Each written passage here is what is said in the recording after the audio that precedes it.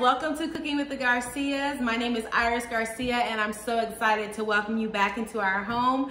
As you can see, I'm by myself today. This week, my girls aren't here because I wanted to do something a little different. I know normally what I have been doing, or what we've been doing, is we've been showing you fun family snacks that you can make and meals that you can create together as a family. But I've gotten so many different requests on a couple of items, and I'm going to start incorporating those recipes on the show. One of which is my famous Texas ribeye steak that I always make and that I get a lot of requests for. I have been told that I've kind of knocked Ruth Chris and a couple of other people out the door, and I know you're like, okay, yeah, right.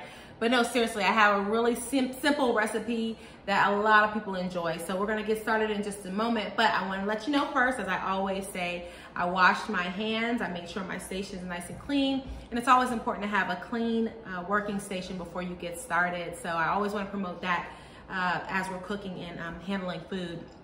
As well too, this is a bi-weekly segment that I always invite you all to come into our home. So every other Thursday, I will be meeting you right here on this platform at Emancipation Conservancy, which I'm so excited to be an employee of, and as well my family, a home, and it's just an awesome place to work. So what more than us to be able to open up our doors and show you some fun recipes for your family. So let's get started, and I can show you guys what I have today on my countertop.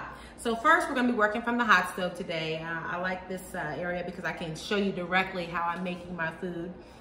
Secondly, the prime dish of it all, we have about 1.5 inches of Texas cut ribeye steaks. These are custom cut by our butcher. And if you wanna look for anything local grown meat as well too, we like grass fed. So we like to make sure that the type of meat we're eating is healthy choice meat. So those are some of the things. And as well, take note, I picked these ribeyes out on purpose because they had a lot of marble in the center of this particular piece or cut. And that's important. When you're picking out a steak, you want a nice marbly cut steak. Even with this one, I'll show you, it has a nice fine piece of marble. That fat in the middle of that steak gives you the flavor of your steak. So if you're missing that, you're gonna be missing some good flavor, okay? Secondly, we have some pepper, which is one of my main ingredients. We have salt, Mediterranean salt. I have fresh rosemary, and I have some virgin olive oil, some salted butter, and we're gonna get started, okay? So, before I show you anything, what I've done here is I've taken a piece of steak, and this has actually been marinating for a couple of hours in my refrigerator, and this steak has all of the ingredients on it. But I'm still going to show you what one looks like here, but just to kind of give you an idea, this one has the rosemary, the salt and pepper, and these are the only 3 ingredients I use to make my famous steaks. A lot of people are like, well, what do you put on it? Salt and pepper, that's it? You don't put any steak rub? You don't do that? I don't. And I'm telling you, it's the best flavor ever. It is the best flavor ever. So we're gonna get our pan going. We're gonna pour a little bit, probably about maybe 2 tablespoons of virgin olive oil in your pan. So we'll start with that first because we want that to be nice and hot when we go to put in our steak in the pan, okay? I'm gonna turn this down, I got a little smoke there on my stove top, but that's okay, we're gonna let that burn out.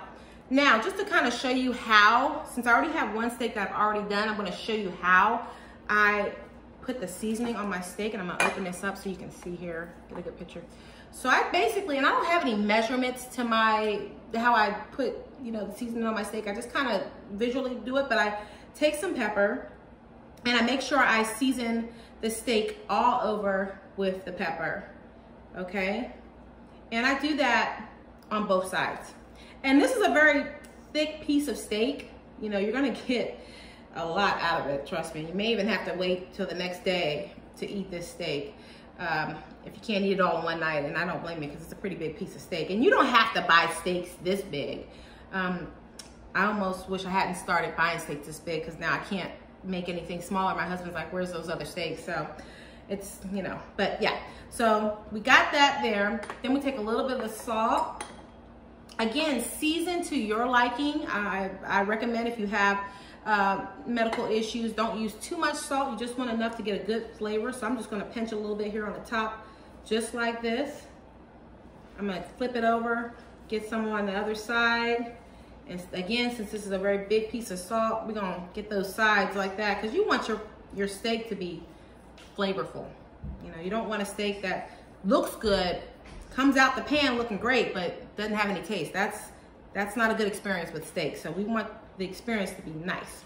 And then I always use fresh rosemary, and we did wash this off, and you can get this from your local store and produce area. So what we're gonna do is simply take some of these leaves and we're gonna sprinkle them on top, okay?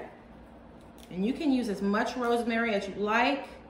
It just really depends. Rosemary has a very strong flavor. So, you know, I love rosemary, you know, and I like a lot of it on my steak. And this is about what my steak looks like before I get ready to put it in the pan. I'll just lift this up and show it to you. Okay, so I usually have a couple of pieces here and I just pat them in that steak real good. And your steak should look just like this. And then you take it and you put it in a plastic bag and you marinate it for a couple of hours. Even if you want to start it tonight and make it in the morning with some eggs, it's gonna have a perfect flavor. Okay, so we're gonna put this over here to the side because we're not gonna use that piece. We're gonna actually use the piece that's been marinating in the refrigerator. Now, for an extra bit of taste, what I normally do is I put about maybe a tablespoon of, excuse me for a minute, let me go get my spoon. I do a tablespoon of butter, salted butter, in the pan with the olive oil. So yes, this is not all the way healthy, guys, but this is definitely gonna taste good. So we're gonna put some of that in that pan. I don't know if you can see that or not, but it's sizzling really well. Let me see if I can lift this up here. It's gonna look just like that. Get that all over that pan like so, because we want this steak to soak up. Turn my pan up a little bit. I got it probably on medium too. When you put your steak in, you want that fire on your pan to be a little higher than normal because you want that crisp. You want to hear that steak sizzle when it goes in that pan. And I think my pan is still warming up a little bit here, but we're gonna give it another minute or so. But you want that sizzling crisp when it goes into the pan because I mean, that's like the best part of the steak, to be quite honest with you, is just crunching into that flavorful fat, okay? Now, it doesn't matter which side you put this on. Let me see if I can turn this up a little bit more. Okay, we're just gonna stick this right here in the pan. I'm hoping it's ready. Okay, guys, I had to switch my pan from my right one to my left burner because my right burner is acting up. So we're gonna try this side. So as I was saying, you wanna hear that sizzle when you put this steak in the pan. So let's see if we got that. That's what we wanted to hear. That's it right there. So I turned my heat up a little bit more on our stove here because this is a really big piece of steak. And in order to get the heat to rise through the meat, it has to be up a little bit higher than normal. But again, we want that crisp. We want that sauteed fat around and inside the steak to cook really nicely and turn like a golden brown. And that's what we're looking for in order to get the results of a really great tasting steak. So what I am going to tell you I normally do with my steaks, this is why my steaks are so successful with a lot of people, is I cook them twice in two different ways. So I will pan sear it on one side, just like I'm doing here. And then after that, I'm gonna flip that steak over and it's going to then cook in the oven at about 425 to about medium well, medium rare, whoever you're making the steak for, however they like it, you wanna cook it to your liking. But so I don't cook it on both sides, because if I cooked it on both sides, it tends to kind of dry out sometimes, as opposed to when I cook it on the other side and it's in the oven, you preserve a lot more of those juices and that flavor. And that's been one of my little hidden secrets when I make my steaks, and they come out really great. So we're gonna let this cook for a little bit. We're looking for a golden brown. Let me grab my other fork here. I just love that sizzle. You know, guys, I gotta be honest with you, I kind of miss my girls on the show today.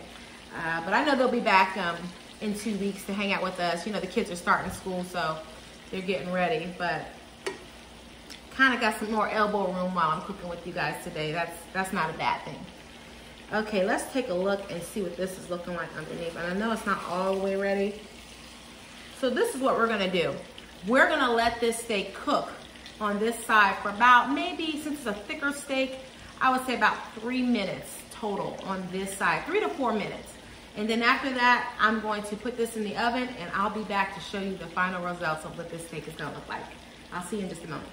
Hey guys, welcome back. So we finished our steak. I last left you with, it was cooking on one side, and then after it cooked on that side for about 3 to 4 minutes, then I took that steak and I put it in the oven at 425, and I cooked it for another 3 to 4, maybe even 5 minutes, depending on the thickness of your steak. So we took it out of the oven. I wanna show you what this looks like because it looks absolutely amazing. And remember that brown crisp I told you we were looking for? Well, we got it on this piece of steak right here. I don't know if you can see that. I'm gonna hold this up. Do you see all that crunchy glaze that we wanted to cook and to brown on when you're frying it in the beginning? Oh, it looks amazing. And just as an extra bonus, I always like to get the juices out of the pan. You don't want to miss out on that yummy goodness right there. I'm gonna put this over here in the sink. And now for what we've all been waiting for, the taste of the steak, the famous steak. I'm gonna show you what this looks like. Again, everybody likes their steak differently. You may not like your steak like this. You may be someone who likes your steak all the way cooked. You cook it to your desire. I like mine a little pink in the middle. Don't be mad at me. That's just how I like my ribeye. And see, do you see how that, you have a little bit of pink? It's not too red, but it's just, I'm gonna see if I can get this up a little bit closer. That's what we're looking for all of us who like it kind of medium. And I'm just gonna taste a little bit, see how it is. Since I don't have anybody else here to taste it, I gotta taste it, so let's see.